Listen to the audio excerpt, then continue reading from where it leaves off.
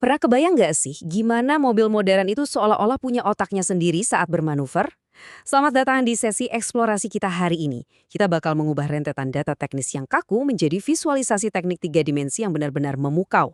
Hari ini kita akan membongkar tuntas misteri dinamika kendaraan. Kita bakal masuk langsung ke dalam kode, hitungan matematis, dan mekanika fisik di balik sistem kontrol serta keselamatan aktif kendaraan yang Anda kendarai setiap hari. Nah, pertanyaan mendasarnya adalah ini, apa yang sebenarnya terjadi ketika sebuah kendaraan mendeteksi adanya gangguan?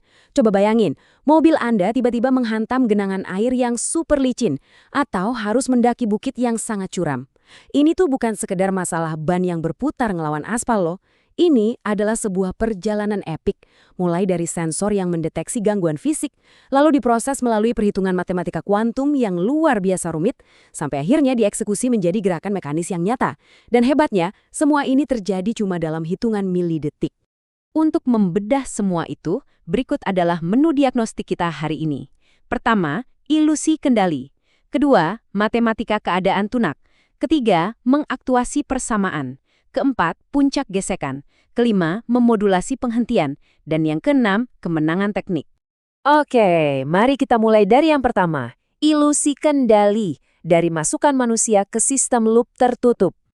Kalau kita lagi nyetir, kita sering ngerasa bahwa kitalah bosnya, yang pegang kendali penuh secara langsung atas laju mobil. Tapi nyatanya, gerakan kendaraan itu adalah hasil perhitungan aktif yang terjadi terus-menerus di sepanjang 3 sumbu utama, longitudinal, lateral, dan vertikal. Sama persis kayak otak Anda yang otomatis ngatur detak jantung pas lagi lari. Kendaraan modern itu perlahan tapi pasti udah menggantikan ilusi kendali langsung dari manusia dengan jaringan sensor yang canggih, pengontrol elektronik, dan aktuator. Mereka ini bekerja dalam sebuah sistem loop tertutup yang ngoreksi dirinya sendiri terus-menerus.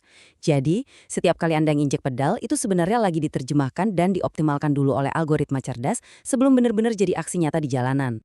Lanjut ke bagian 2. Matematika keadaan tunak proporsional integral atau yang biasa kita kenal dengan PI Cruise Control.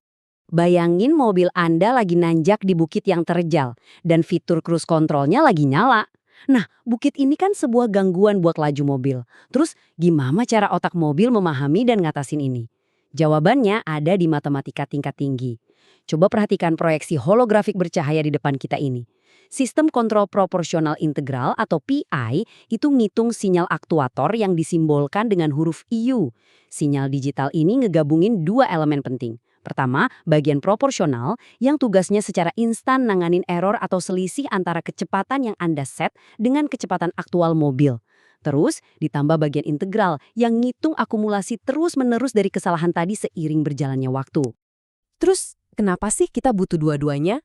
Gini, kalau mobil Anda cuma pakai kontrol proporsional aja, mobil tuh bakal selalu gagal balik ke kecepatan awal pas lagi nanjak. Dia bakal menyisakan sedikit kekurangan kecepatan secara permanen atau istilah teknisnya steady state error saat lagi nahan beban. Tapi dengan ditambahinya algoritma kontrol PI, ini jadi solusi teknik yang benar-benar brilian. Dengan mengintegrasikan selisih error tadi secara terus-menerus ke dalam kalkulasinya, kontrol PI ini bakal menihilkan kesalahan tersebut secara sempurna dan narik mobil Anda balik ke kecepatan yang udah diatur dengan presisi yang tanpa kompromi. Nah, visualisasi ini ngeliatin langsung gimana mobil Anda bereaksi terhadap gangguan tadi. Perhatikan kurva kecepatannya. Kalau pengaturan yang nggak seimbang, kita bakal dapat yang namanya osilasi underdamped. Bisa dilihat dari garis putus-putus yang meliuk-liuk liar itu. Mobil Anda bakal ngegas kencang, terus melambat. Gitu terus berulang-ulang kayak ayunan. Nggak nyaman banget kan? Tapi, garis padat di sebelahnya itu nunjukin redaman kritis atau critical damping. Kecepatan mobil emang bakal turun sedikit pas awal nanjak, tapi sistem dengan sangat mulus dan mantap bawa jarum kecepatan balik ke titik yang kita mau. Tanpa ada lajak atau overshoot sama sekali. Bener-bener mulus sempurna. Sekarang kita masuk ke bagian 3, mengaktuasi persamaan, menerjemahkan matematika menjadi logam. Dari rentetan angka matematis digital di microcontroller tadi, sekarang kita beralih ke wujud mekanis fisik yang nyata. Di sini, kita bisa lihat potongan 3D hiperrealistis dari sebuah aktuator throttle bertenaga vakum. Sinyal kontrol matematika yang baru aja kita bedah diubah oleh sistem jadi siklus kerja elektronik yang berubah-ubah dengan kecepatan luar biasa. Sinyal denyut ini memanipulasi tekanan vakum pada piston pneumatik, yang kemudian narik atau ngelepas tuas buat nyesuaiin katup kupu-kupu throttle. Ratusan kali dalam sepersekian detik, magnet di sini ngatur keseimbangan tekanan udara, memastikan kecepatan mobil Anda nggak meleset 1 km per jam pun.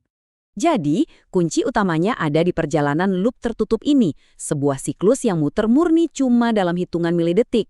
Sistem membaca perintah kecepatan dari Anda, lalu ngukur kecepatan aktual roda pakai sensor berpresisi tinggi. Setelah itu, dia ngitung selisih errornya, memproses sinyal kontrol PI tadi, ngirim datanya ke sirkuit elektronik penggerak, dan akhirnya secara mekanis menyesuaikan aktuator throttle. Semua langkah rumit ini berulang terus tanpa henti, menjaga sistem tetap berada di kondisi equilibrium, keadaan tunak yang benar-benar sempurna. Lanjut ke bagian 4. Puncak gesekan, persentase selip dan pengereman optimal. Oke, sekarang bayangin situasi panik di mana Anda harus nginjek rem sekuat tenaga di atas aspal yang basah. Potensi roda buat ngunci itu gede banget. Proyeksi Hood ini nunjukin mekanisme fisika di baliknya lewat persamaan persentase slip ban atau S. Slip ban itu terjadi pas torsi gigitan rem di cakram mulai ngalahin torsi roda yang menggelinding di aspal. Huruf U di sini adalah kecepatan keseluruhan mobil Anda, dan UR itu kecepatan putar bannya. Saat ban berhenti muter sepenuhnya tapi mobilnya masih meluncur ke depan, nah disitulah slip Anda nyentuh angka fatal 100%. Dan grafik koefisien pengereman melawan persentase slip ini ngejelasin momen kritis itu dengan sangat brilian. Coba perhatikan puncak absolut dari kurva ini. Itulah yang kita sebut puncak gesekan atau dilambangkan dengan S0. Ini tuh titik ajaib di mana perlambatan mobil berada di level paling maksimal. Tapi awas, perhatikan bahayanya, kalau ban Anda tergelincir ngelewatin titik optimal ini ke persentase yang lebih tinggi, daya cengkram rem langsung terjun bebas. Dan yang lebih ngeri lagi, Anda bakal kehilangan kendali lateral buat ngarahin setir. Jadi misinya jelas ya, sistem harus bisa nahan slip ban biar berdansa persis di atas puncak S0 ini. Bagian 5. Memodulasi penghentian di dalam modulator ABS. Di depan kita sekarang adalah arsitektur dari sistem pengereman anti-lock atau ABS. Ingat, ini bukan sekedar rem biasa. Ini adalah sistem keselamatan aktif luar biasa yang secara spesifik dirancang buat otomatis nahan persentase slip ban Anda persis di titik optimal S0 tadi. Kalau kita perbesar masuk ke bagian modulator hidroliknya, Anda bisa lihat titik presisi di mana pengontrol elektronik ngambil alih kendali. Dia secara harfiah mencegat dan mengatur tekanan cairan rem hidrolik secara paksa, mengesampingkan injakan keras kaki Anda di pedal rem. Mari kita bedah urutan peristiwa ekstrim ini.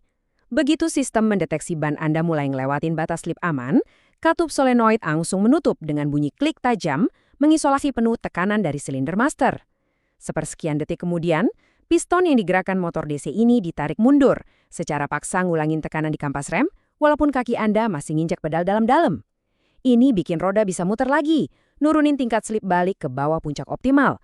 Dan begitu roda aman dari kuncian, pistonnya langsung mukul maju lagi buat balikin tekanan rem. Siklus pemompaan yang brutal ini dieksekusi berkali-kali cuma dalam hitungan milidetik.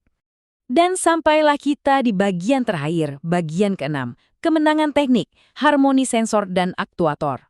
Kita baru aja membedah dan merekonstruksi keindahan objektif dari otomasi di dalam kendaraan ini. Mulai dari algoritma proporsional integral digital yang super anggun mengatur napas mesin, sampai pertarungan super cepat ribuan kali per detik di dalam katup hidrolik ABS. Ini adalah pencapaian luar biasa dalam menutup loop informasi. Sistem ini berhasil menjembatani masukan dari kita sebagai manusia yang penuh keterbatasan, persepsi sensori komputer yang ngebut secepat kilat, dan akhirnya aktuasi mekanis fisik yang menyulap angka kuantum menjadi rasa aman di dunia nyata. Semuanya berpadu dengan mulus untuk mengatur pergerakan mobil kita. Sebagai penutup sesi kita hari ini, ada satu pemikiran yang cukup provokatif nih. Seiring berjalannya waktu, ketika persamaan matematika dan algoritma perlahan ngambil alih kendali yang jauh lebih dalam atas lintasan fisik kita sehari-hari, di titik mana peran itu bakal berbalik? Di titik mana sebenarnya mesin dan kendaraanlah yang mulai mengemudikan manusia? Terima kasih banyak udah hadir dan fokus ikut mengeksplorasi materi kita kali ini. Saya harap ini ngasih Anda cara pandang yang sama sekali baru dalam ngelihat mesin yang Anda bawa setiap hari. Teruslah penasaran, dan sampai jumpa di eksplorasi kita selanjutnya.